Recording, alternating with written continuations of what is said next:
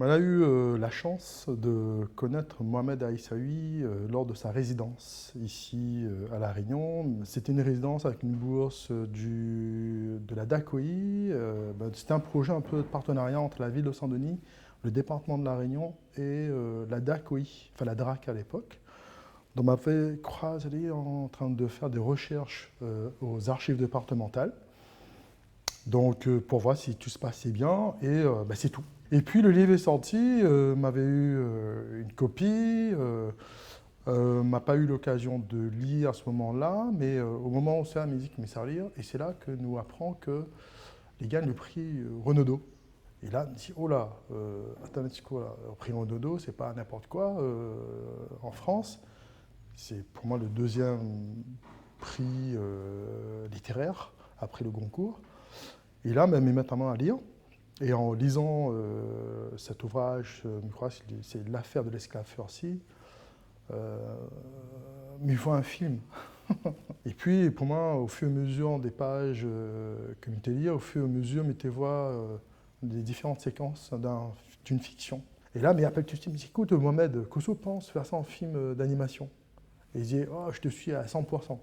Et la première étape, c'est de faire un pilote qui coûte assez cher quand même, parce qu'on a voulu faire quelque chose d'assez nouveau. Wayo, wayo, wayo, maman. Wayo, wayo, wayo, papa. Mais qu'est-ce qui te prend, Furcy? Voici mes papiers. Je vous déclare donc ma liberté. Comment est-ce possible? Tu vas partir, tu entends? Tu n'as aucun droit. Arrêtez-le. La Cour condamne l'esclave Furcy à l'exil. Je proteste contre l'atteinte portée à mes libertés. Je suis un homme libre. Papa! Papa! Je reviendrai, mon fils. Je reviendrai en homme libre. Je te le promets. Et malheureusement, on n'a pu réunir que 65% du financement global. C'était un film à peu près à 6 millions d'euros. Et il n'a pu réunir que 4,8 millions. Il manque 1,2 million.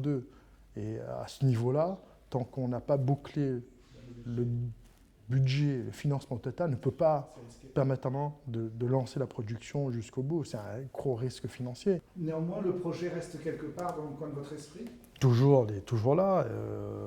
Nous, on avait acheté les droits en plus avec Gallimard.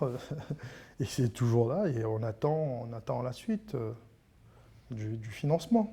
C'était le premier cas, voire peut-être même le seul cas, d'utiliser la justice d'un système colonial esclavagiste pour dénoncer sa situation d'esclave dont il n'était pas à l'origine.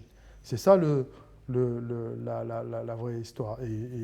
Et dans tout ça, c'est qu'on voit quand même qu'il n'était pas isolé, il était aidé quand même par certaines personnes humanistes, on peut dire qu'à cette époque, et que quel que soit le lieu où il est parti, même quand il était libre, il est parti chercher sa liberté juridique, sa liberté sur papier, quelle que soit la condition qu'on l'ait, quand on en a l'éducation, qu'on a par conséquent la connaissance, on n'est pas plus intelligent ni moins intelligent qu'un autre.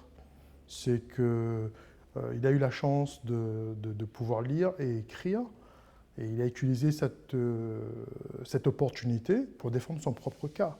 Au-delà de mettre une plaque, etc., mais c'est un avenue. Il faut mettre au lieu de rue de Paris, que n'a aucun lien historique avec ça, mais c'est mettre l'avenue de Furcy. C'est là qu'il faudrait mettre un acte fort. Ça donne vraiment du sens à notre histoire, du sens en tant que Réunionnais et nous en tant qu'êtres humains.